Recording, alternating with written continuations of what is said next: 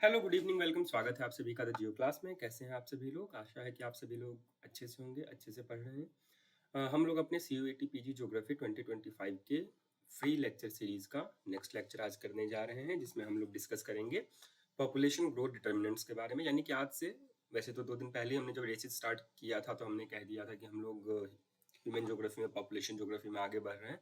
But आज से मूल रूप से हम लोग पॉपुलेशन ज्योग्राफी, पॉपुलेशन क्या है, कैसे काम करता है, कैसे बढ़ता है, कौन कौन सी पॉपुलेशन की थ्योरी है, ग्लोबल लेवल पे देखा जाए तो पॉपुलेशन कैसे, अर्बनाइजेशन क्या होता है, इंडिया में देखा जाए तो अर्बनाइजेशन क्या है, पॉपुलेशन का ग्रोथ कैसे है, सेंसस क्या होता है, ये सारी बातें हम लोग इस सेक्शन में, मतलब पॉपुलेशन ज्योग्राफी के सेक्शन में कवर करेंगे। ठीक है, तो आज हम लोग स्टार्ट करने जा रहे हैं पॉपुलेशन ग्रोथ डिटर्मिनेंट्स के बारे में।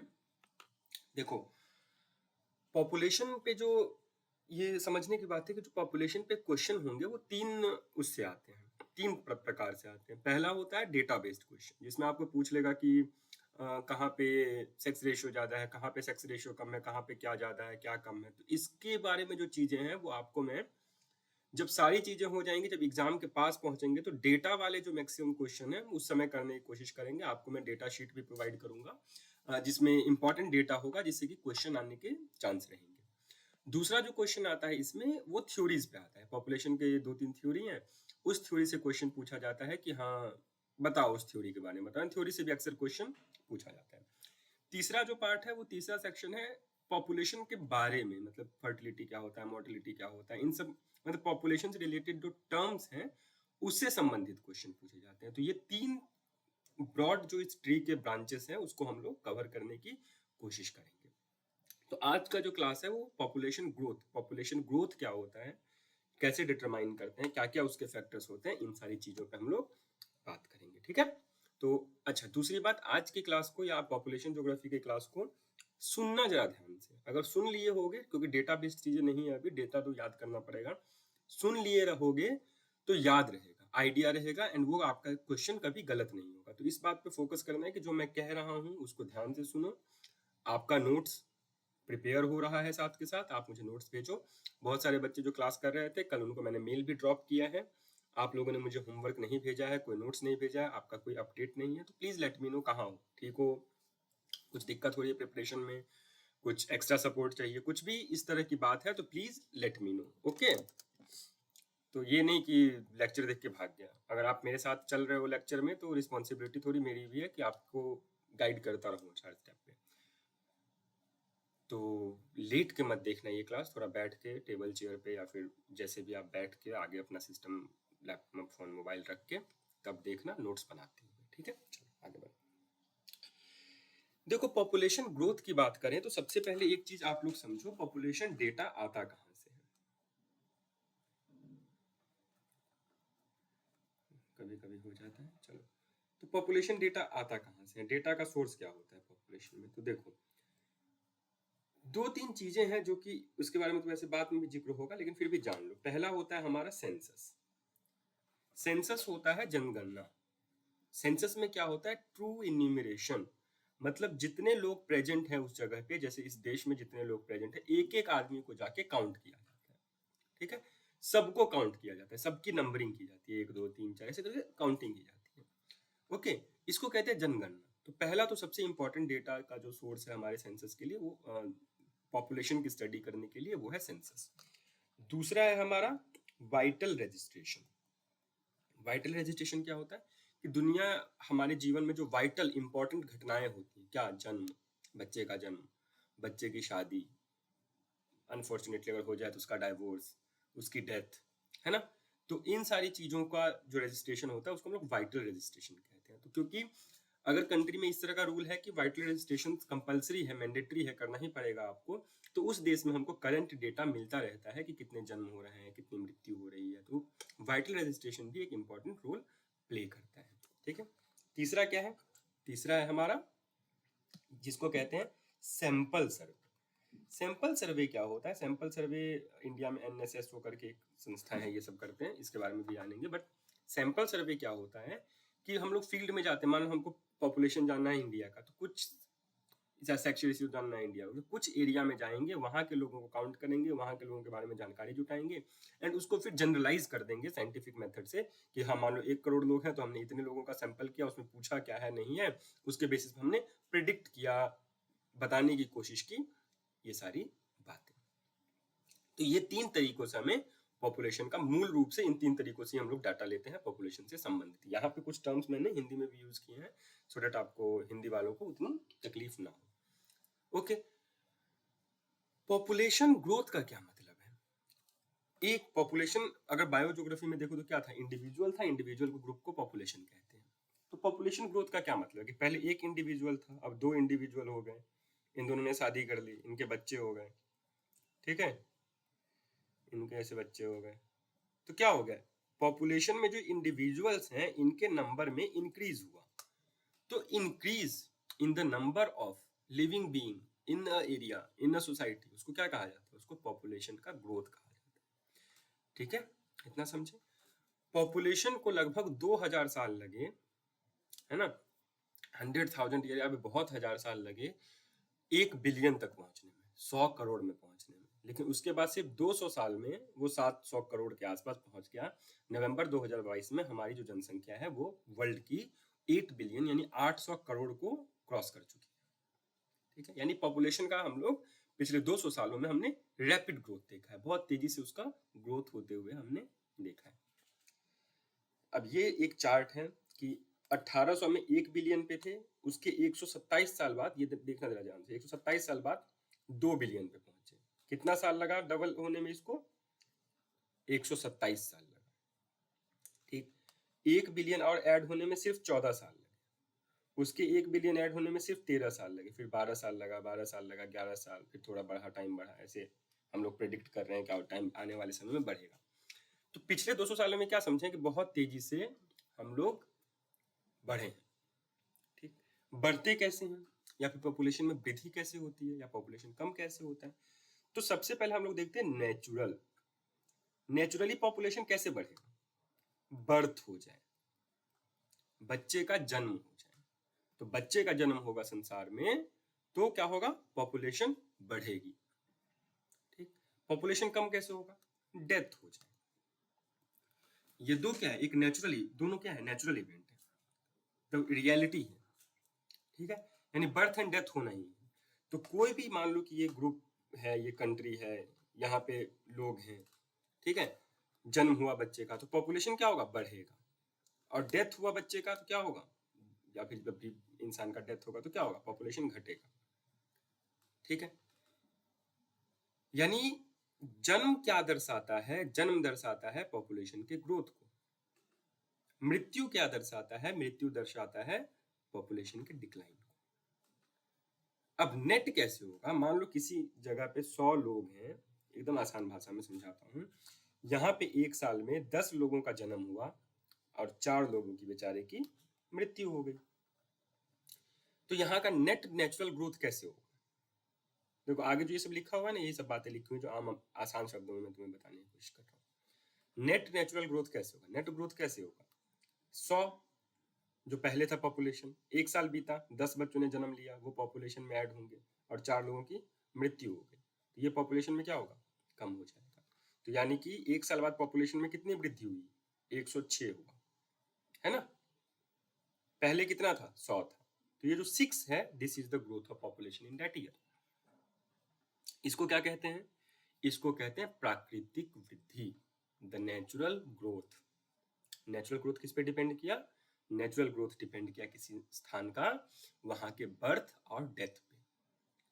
बर्थ को डिनोट करने के लिए हम लोग फर्टिलिटी शब्द का यूज करते हैं। फर्टिलिटी मतलब कितना जन्म हो रहा है, कितने बच्चों दुनिया में आ रहे हैं, उसको फर्टिलिटी से हम लोग डिनोट करते हैं, प्रजनन से हम लोग डिनोट करते हैं। एंड जो डिक्लाइन होता है, जो डेथ होते हैं, उसको हम लोग मॉर्टेलिटी से डिनोट करते हैं, यानी मृत्यु। ठीक है, प्रजनन और मृत्यु ये 2 तरीके हैं,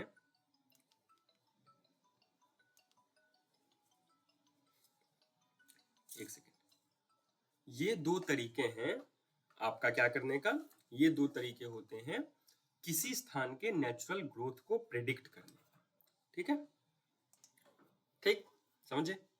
तो हमने क्या अभी तक क्या जाना कि पॉपुलेशन कैसे बढ़ता है, जन्म ज्यादा होता है और मृत्यु होता है, उसको घटा देते हैं तो पॉपुलेशन हमारा बढ़ता है। इसको क्या कहते हैं, प्राकृतिक वृद्धि दर कहते हैं। हमेशा ध्यान रखना इस टर्म को, प्राकृतिक, नेचुरल, क्योंकि आगे फिर कंफ्यूज हो गए नहीं तो। चलो ये बात समझ में आ गई। अब क्या कह रहा हूँ मैं यहाँ पे डेफिनेशन में क्या लिखा है, नेचुरल ग्रोथ ऑफ पॉपुलेशन क्या है, the change in the population due to birth and death rate of any given point of time in any area.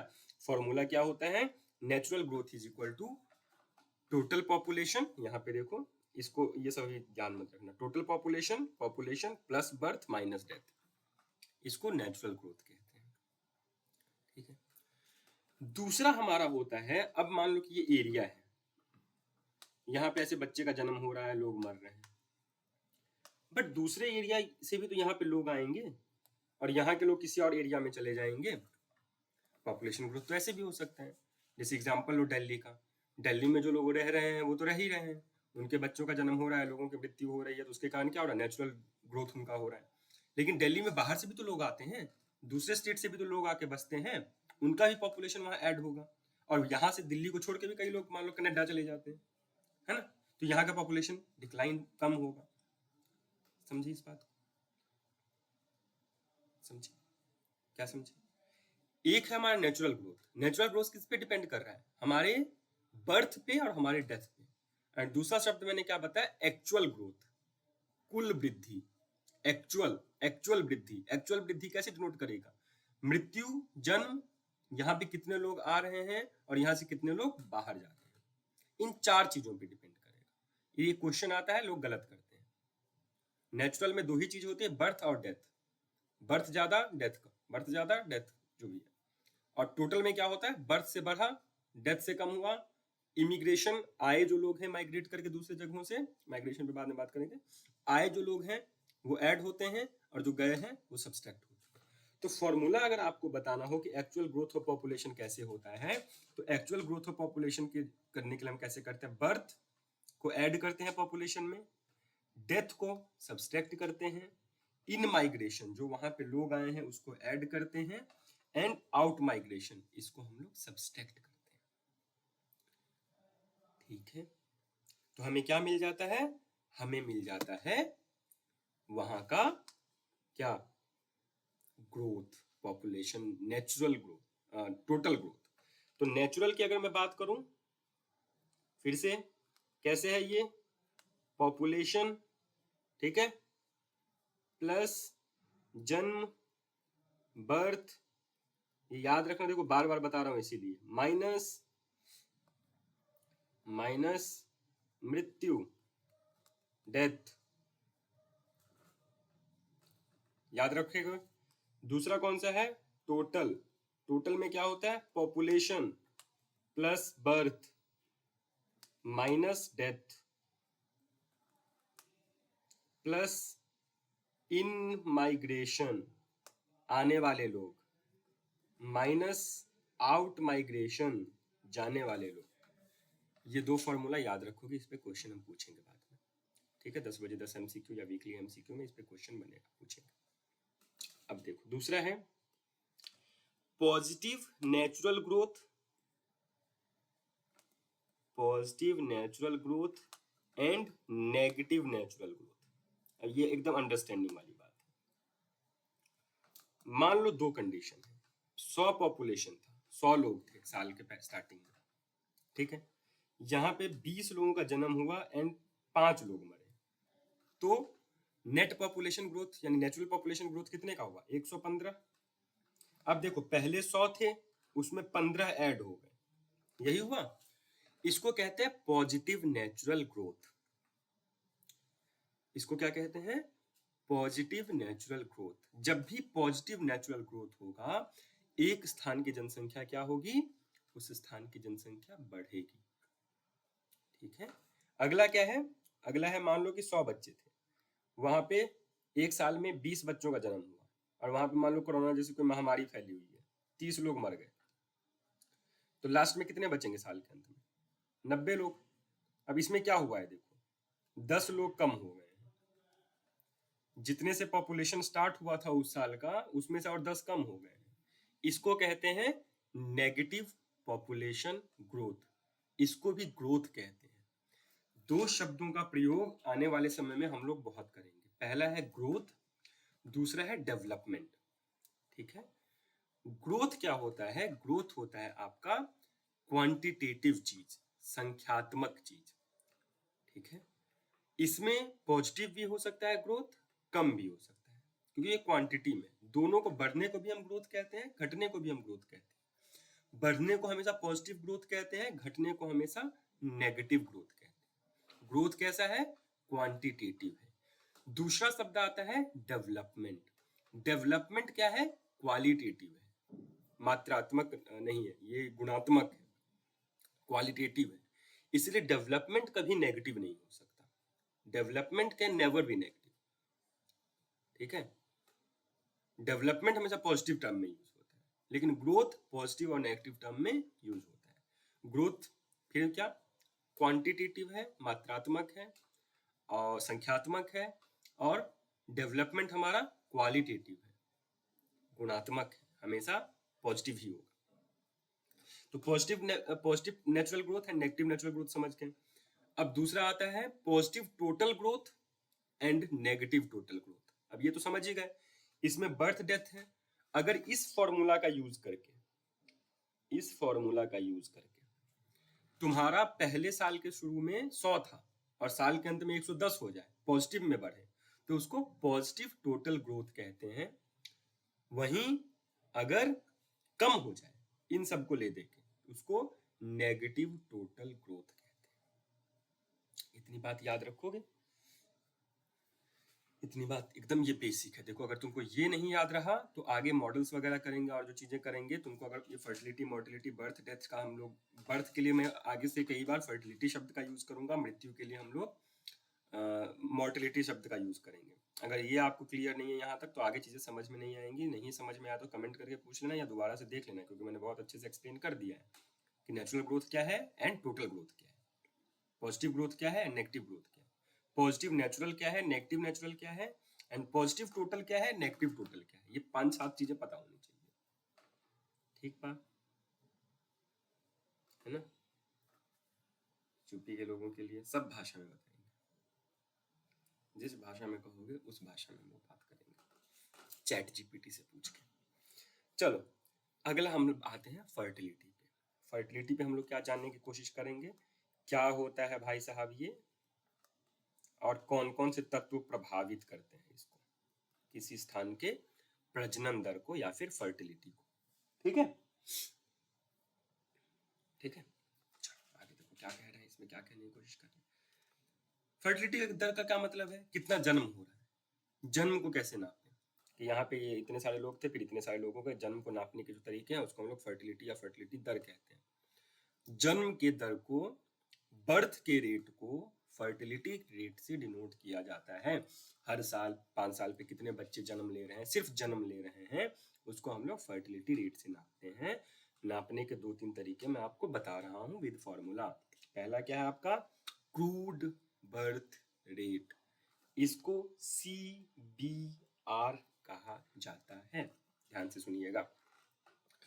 अशोधित जन्म दर क्या होता है? किसी एक साल में, ठीक है, किसी एक साल में या फिर किसी एक टाइम पीरियड में कितने एक्चुअल में बच्चों ने जन्म लिया किसी इलाके में। मान लो कि ये एक इलाका है, ठीक है, इस इलाके में पूरे साल में टोटल एवरेज कितने बच्चों ने जन्म लिया, इसको हम लोग क्रूड बर्थ रेट कहते हैं। ठीक है, ये वेरी इजी टू कैलकुलेट करना होता है, क्योंकि कितने बच्चों ने जन्म लिया है सिर्फ वही गिनना है। ओके, कैसे नापते हैं इसको? Total number of live birth उस पीरियड में, उस कालखंड में जिसमें तुम इसको कैलकुलेट करने की कोशिश कर रहे हो, उसमें टोटल बर्थ कितना हुआ, लाइव जन्म कितना हुआ। ये नहीं कि मरे हुए बच्चों का जन्म को माना जाएगा। देखो कुछ चीजें इसमें सेंसिटिव आएंगी, लेकिन सेंसिटिव होना नहीं है, समझने के लिए हम लोग पढ़ रहे हैं। तो कितने बच्चों का लाइव बर्थ हुआ है, एक्चुअल में जो जन्म लेते समय सांस ले रहे थे, ब्रीदिंग कर रहे थे, उनके बॉडी पार्ट्स काम कर रहे थे सारे, कितने लाइव बर्थ ने जन्म लिया है divided by mid year population. Mid year population का मतलब है average population of the year, कि स्टार्टिंग में कितना पॉपुलेशन था, लास्ट में कितना पॉपुलेशन था, उसको 2 से डिवाइड कर दिया, ऐसे करके कुछ हम मिड ईयर का पॉपुलेशन निकालते हैं। यानी जिस टाइम पीरियड की हम लोग बात कर रहे हैं उस टाइम पीरियड में कितना पॉपुलेशन का एवरेज है वो लेते हैं, डिवाइड मल्टीप्लाई बाय 100। इस फॉर्मूला का यूज करके हम लोग क्रूड बर्थ रेट पता करते हैं। तो पहला क्या है, क्रूड बर्थ रेट, समझे? इसमें एक्चुअल में कितने बच्चे जन्म ले रहे हैं उसकी बात होती है। ठीक, आगे चलो। आगे है हमारा जनरल फर्टिलिटी रेट। अब क्रूड बर्थ रेट में क्या होता है कि सभी बच्चों का जन्म देख रहे हैं और इसमें हम कोई दिमाग नहीं लगा रहे हैं, ठीक। लेकिन जब हम लोग जीएफआर करते हैं, जनरल फर्टिलिटी रेट देखते हैं, तो हम उस जो महिलाएं प्रजनन की उम्र में हैं, जो फीमेल्स रिप्रोडक्टिव एज ग्रुप में हैं, सिर्फ उनके कितने लाइव बर्थ हुए हैं, कितने बच्चों को उन्होंने जन्म दिया है, उसको हम लोग जनरल फर्टिलिटी रेट कहते हैं।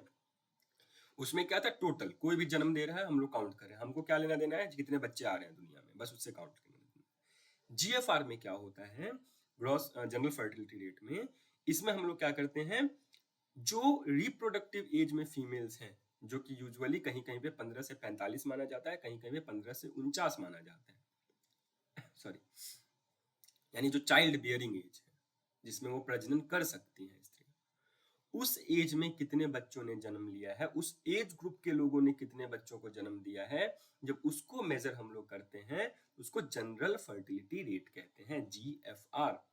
जीएफआर का फॉर्मूला देखो दिया हुआ है, number of birth during year, किसी भी साल में या किसी भी कालखंड में कितने बच्चों ने जन्म लिया, divided by mid year female population of age 15 से 45 या 15 से 49, जो भी रिप्रोडक्टिव एज वो कंट्री अपना यूज कर रही है, मल्टीप्लाई बाय 100। ये क्या कहते हैं, इसको हम लोग कहते हैं जनरल फर्टिलिटी रेट। ओके, अगला देखो क्या है, ये 3-4 चीजें हैं ना। अगला है general marital fertility rate. Marital मतलब वैवाहिक। अब समाज हमारा जैसा है, बहुत सारे जो दुनिया के समाज हैं उसमें ये माना जाता है कि जो प्रोडक्टिव एज की सभी महिलाएं बच्चों को जन्म नहीं देती हैं, प्रोडक्टिव एज की सभी महिलाएं बच्चों को जन्म नहीं देती हैं, प्रोडक्टिव एज की सिर्फ वो महिलाएं बच्चों को जन्म देती हैं, सिर्फ वो फीमेल्स चाइल्ड बेयर करती हैं जो कि मैरिड है ना। जैसे मान लो कि इंडिया में ही मैरिज का लीगल एज 18-21 है, ठीक है, 18-21 है। तो 15 से हम लोग जब काउंट कर रहे हैं, मान लो कि ये वाला जनरल फर्टिलिटी रेट, तो 15 से 19 के बीच में तो कोई जन्म दे नहीं रहा होगा इन आइडियल सर्कमस्टांसेस, बच्चे को जन्म देना नहीं चाहिए, है ना, ये भी एक टैबू वाली बात है। तो हम लोग क्या करते हैं कि उस एज ग्रुप में, रिप्रोडक्टिव एज ग्रुप में जो मैरिड वुमेन्स हैं, जो मैरिड फीमेल्स हैं, उनका नंबर लेते हैं एंड उसके बेसिस पे हम लोग जब कैलकुलेशन करते हैं अपने बर्थ रेट का, उसको हम लोग जनरल मैरिटल फर्टिलिटी रेट कहते हैं, सामान्य वैवाहिक प्रजनन दर। इसमें देखो विवाह शब्द है, यानी कि वो लोग जिनकी शादी हो चुकी, फीमेल्स, ठीक। नेक्स्ट कौन सा है, नेक्स्ट है हमारा टीएफआर, टोटल फर्टिलिटी रेट। क्या होता है, टोटल फर्टिलिटी रेट होता है कि एवरेज, ऑन एन एवरेज किसी देश की महिलाएं अपने प्रोडक्टिव एज में, रिप्रोडक्टिव एज में कितने बच्चों के एवरेज जन्म देती है। यूं माने कि मान लो 1000 महिलाओं का हमने नंबर लिया, ये ऐसे ही होता है, 1000 महिलाएं हैं किसी देश में, मान लो 1000 महिलाओं का हमने ग्रुप बनाया और उसमें मान लो रिप्रोडक्टिव एज में 15 से 49 में ये 1000 फीमेल्स हैं हमारे पास। ये अपने पूरे रिप्रोडक्टिव काल में कितने बच्चों को इन्होंने जन्म दिया है, उसके एवरेज को हम लोग टीएफआर कहते हैं, ठीक है, टोटल फर्टिलिटी रेट कहते हैं। एज स्पेसिफिक फर्टिलिटी रेट्स का ये एवरेज होता है, एक तरह से समेशन होता है, ठीक है। तो टोटल फर्टिलिटी रेट, हमने 4 फर्टिलिटी रेट देखा। सबसे पहले क्या था हमारा, फिर से देखिए, सबसे पहले हमारा ये है क्रूड बर्थ रेट, इसमें total number of life birth कितना हो रहा है, एक्चुअल में कितने बच्चे जन्म लेते हैं, उसको डिवाइड कर रहे हैं मिड ईयर पॉपुलेशन से। दूसरा हमारा आता है general fertility rate. General fertility rate में हम क्या देखते हैं कि जो रिप्रोडक्टिव एज ग्रुप है उसमें कितने बच्चों ने जन्म लिया है। अगला है जनरल मैरिटल फर्टिलिटी रेट। उसमें हम लोग क्या देखते हैं, रिप्रोडक्टिव एज की विवाहित स्त्रियों ने, रिप्रोडक्टिव एज के मैरिड वुमेन्स ने कितने बच्चों को जन्म दिया है, उसको हम लोग GMFR general marital fertility rate कहते हैं। अगला है टोटल फर्टिलिटी रेट। किसी ग्रुप में महिलाएं, स्त्रियां अपने पूरे लाइफ टाइम में एवरेज कितने नंबर ऑफ बच्चों को जन्म दिया है या देंगी, उसको हम लोग TFR टोटल फर्टिलिटी रेट कहते हैं। ठीक है, तो ये कुछ फर्टिलिटी रेट्स के आपको टर्म्स और फॉर्मूला याद होना चाहिए कि TFR कहीं आ रहा है तो क्या मतलब है, GFR आ रहा है तो क्या मतलब है, GMFR आ रहा है तो क्या मतलब है, CBR आ रहा है तो क्या मतलब है, ये पता होना चाहिए। ठीक है,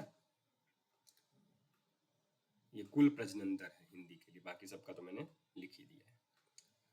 ठीक, ये सारी जो फर्टिलिटीज हैं ये किसी स्थान के पॉपुलेशन के इंक्लाइन में बढ़ने में हेल्प करती है।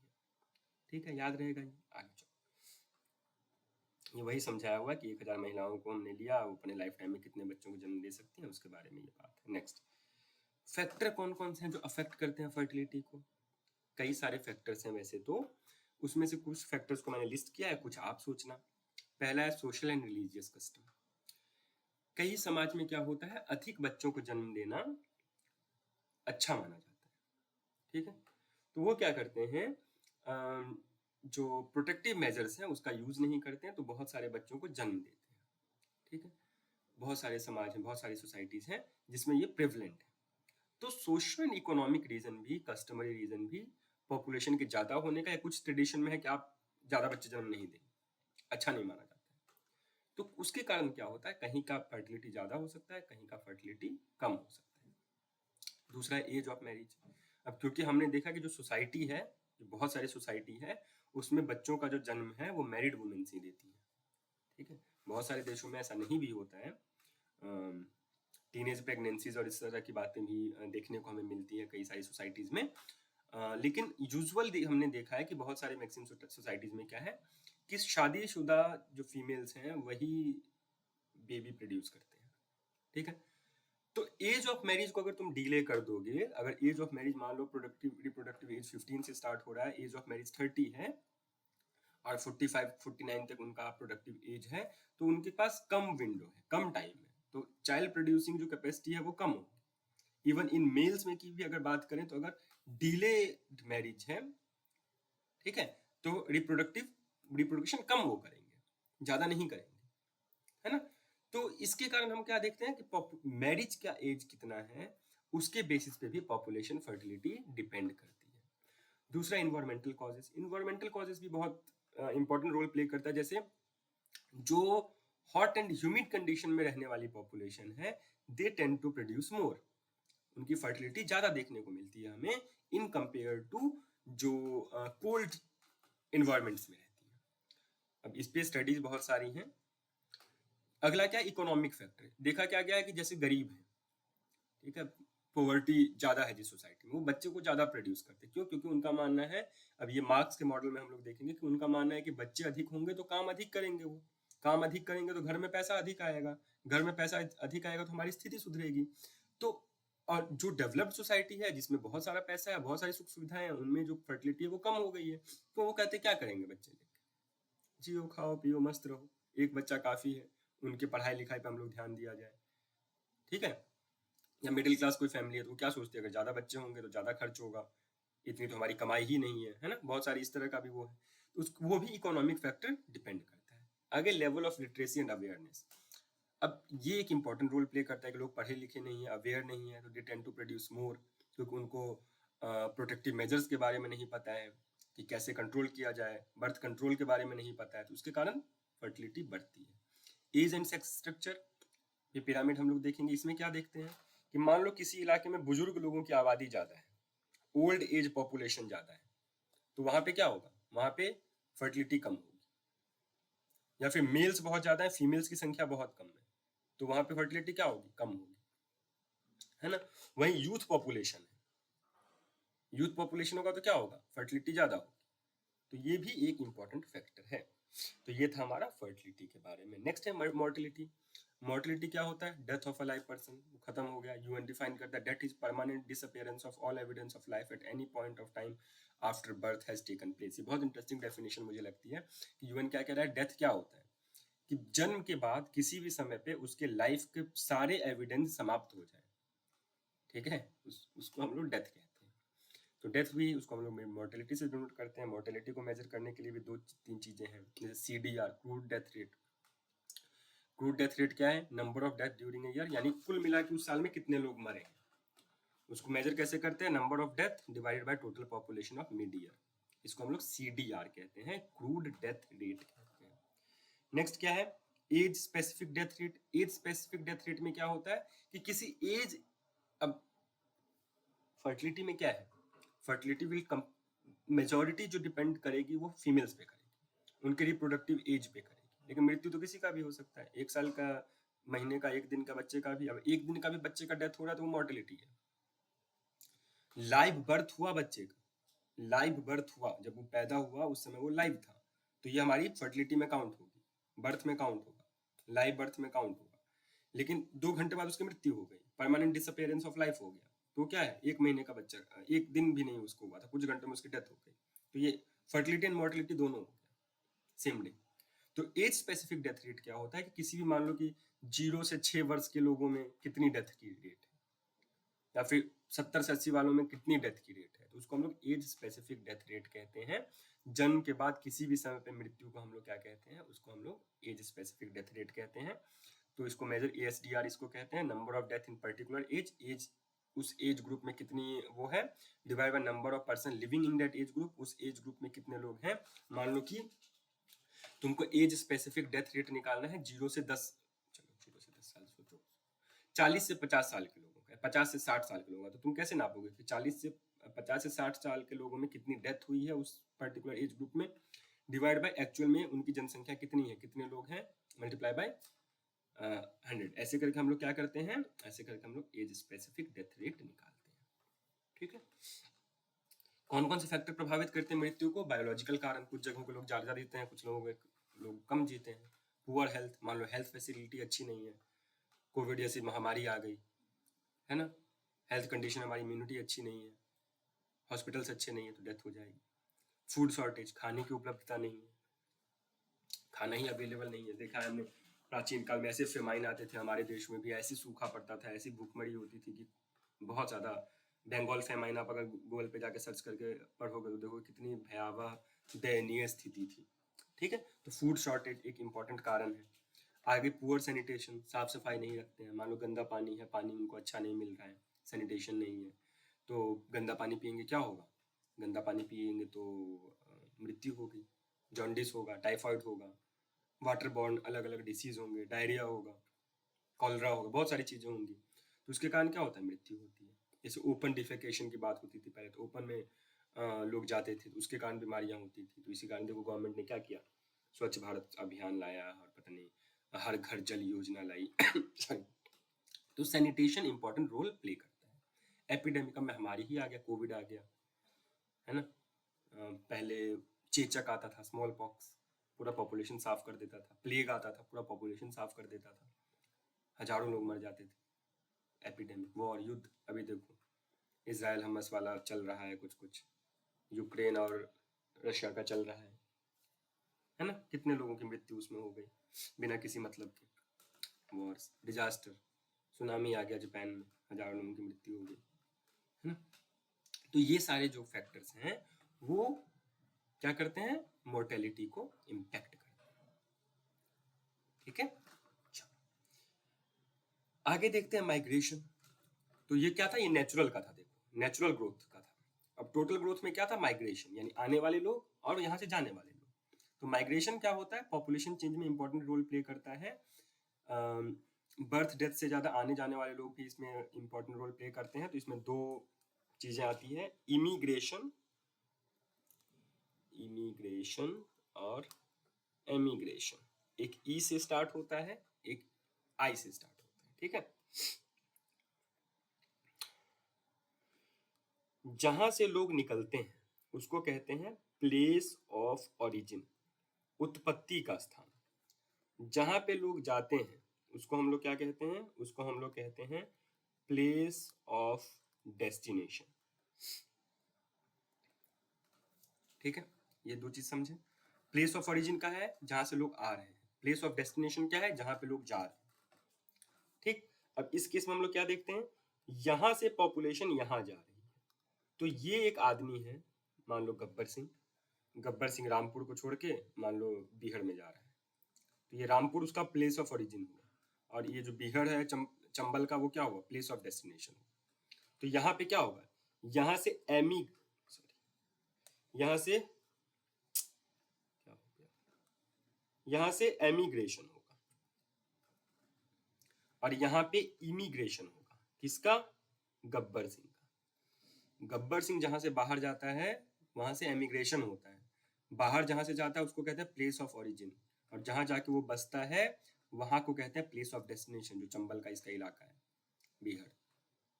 और वहां आने को क्या कहते हैं, इमिग्रेशन। ये एमिग्रेशन और इमिग्रेशन की प्रक्रिया को जोड़ के क्या बताते हैं, माइग्रेशन। समझे इतना बात। जिस जगह से एमिग्रेशन होगा, यानी जिस जगह से लोग छोड़ के जाएंगे, जिस जगह से लोग छोड़ के जाएंगे वहां जनसंख्या कम होगी, क्योंकि लोग चला गया ना। जैसे मैं लुधियाना से उठ के यहाँ आ गया, बनारस आ गया, तो क्या होगा, लुधियाना में एक आदमी कम हो गया, तो वहां पे पॉपुलेशन कम होगी। बनारस में एक आदमी बढ़ गया, पॉपुलेशन ज्यादा होगा। ये समझे इतनी बात। इमिग्रेशन, इमिग्रेशन क्या हो गया, who move into a new place, जो आते हैं इमिग्रेशन, जो बाहर जाते हैं वो एमिग्रेशन होता है। ये बात समझ गए। तो एमिग्रेशन एंड इमिग्रेशन यानी प्रवासन जो है, अप्रवासन और प्रवासन जो होता है, ये इंपॉर्टेंट रोल प्ले करता है हमारे पॉपुलेशन का टोटल ग्रोथ में। टोटल ग्रोथ का फॉर्मूला में आपको याद है कि आने वाले लोगों को जोड़ते हैं, जाने वाले लोगों को घटाते हैं, है ना। अब लोग माइग्रेट करते क्यों हैं, कोई एक जगह को छोड़ता क्यों है, कोई दूसरी जगह जाता क्यों है। गब्बर सिंह ने रामपुर को छोड़ा क्यों, एंड गब्बर सिंह बिहार में गया क्यों।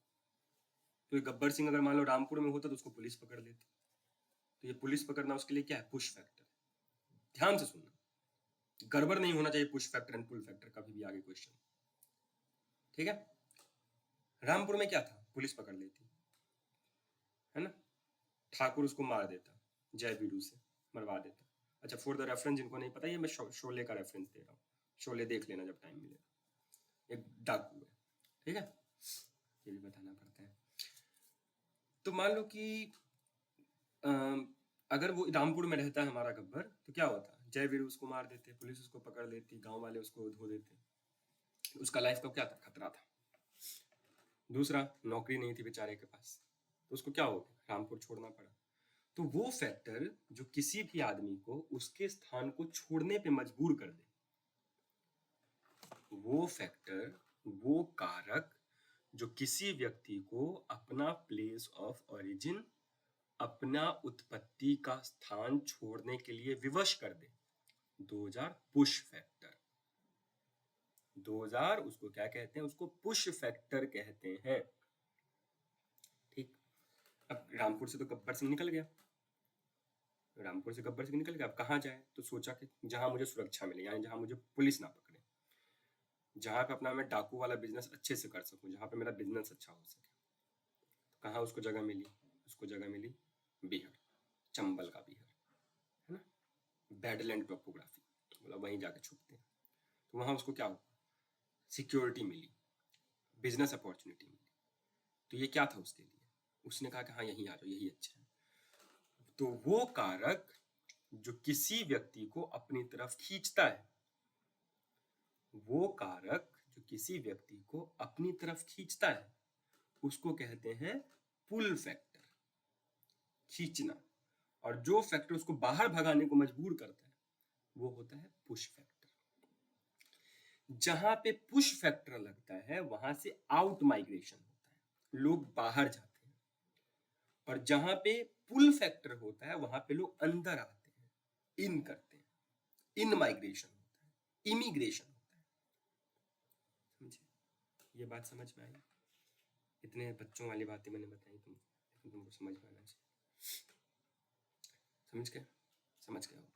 अब पुश फैक्टर कौन से, पुल फैक्टर कौन से, देखो जिसने बाहर से धक्का दिया, भागो यहाँ से, लीव करो, गरीबी, डर, डिजास्टर, अनएम्प्लॉयमेंट, भागो यहाँ से, तो चला गया बेचारा। ये सारे हैं पुश फैक्टर।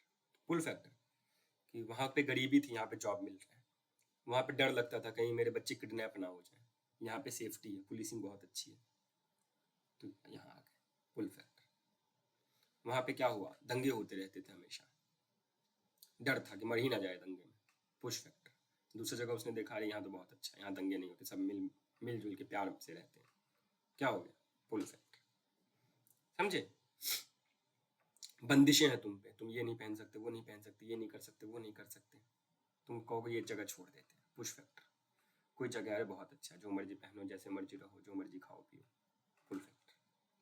ठीक है, तो ये सारे फैक्टर आकर्षित करते हैं। जैसे ये मैंने एक छोटी सी लिस्ट दी है, पुश फैक्टर में क्या क्या आता है, अनएम्प्लॉयमेंट, पुअर्टी, पुअर हेल्थ, ज़्यादा पॉपुलेशन हो जाना, भेदभाव होना, मार्जिनलाइजेशन होना, युद्ध होना, ऑपरेशन होना, ऑपरेशन मतलब दबाना उनके अधिकारों को, क्राइम बहुत ज़्यादा होना, करप्शन बहुत ज़्यादा होना, सूखा पड़ जाना, बाढ़ आ जाना, सुनामी आ जाना, बेसिक चीज़ें नहीं है, हॉस्पिटल नहीं है बच्चों के लिए, स्कूल नहीं है, रोड नहीं है, तो ये क्या है, पुश फैक्टर है। पुल फैक्टर क्या है, अच्छी एम्प्लॉयमेंट मिल जाएगी, कि नौकरी तो चलो मिल ही जाएगी, और नौकरी मिल रही है तो अच्छे पैसे भी मिल जाएंगे, हॉस्पिटल वहाँ अच्छा है, रोड वहाँ अच्छा है, बच्चों के लिए स्कूल वहाँ अच्छा है, रहना थोड़ा सस्ता है, इतने खर्च नहीं होगा, लॉ एंड ऑर्डर है, पुलिसिंग है, क्राइम कम है, राइट है, मेरा अधिकार है, मुझे फ्रीडम मिला हुआ है, दोस्त रहते हैं, परिवार रहता है, ग्रो कर सकेंगे। तो ये सारे कारण क्या होते हैं, पुल फैक्टर होते हैं, लोगों को अपनी तरफ खींचते हैं, ठीक है, मैग्नेट की तरफ। तो ये चार चीजें माइग्रेशन में, in migration push factor pull factor, in migration out migration,